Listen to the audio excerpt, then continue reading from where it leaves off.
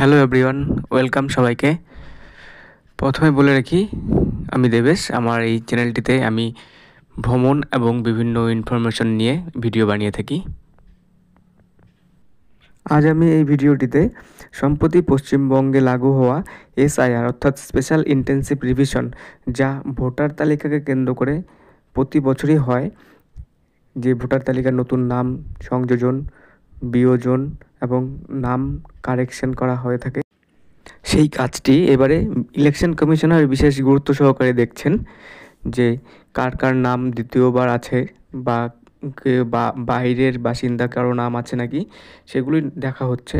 তো এতে আশা করি ভয় পাওয়ার কিছু নেই। যাদের নাম 2002 সালেও ছিল এবং তার নাম 2025 সালেও রয়ে গেছেন, তাহলে ভয় পাওয়ার কিছু নেই।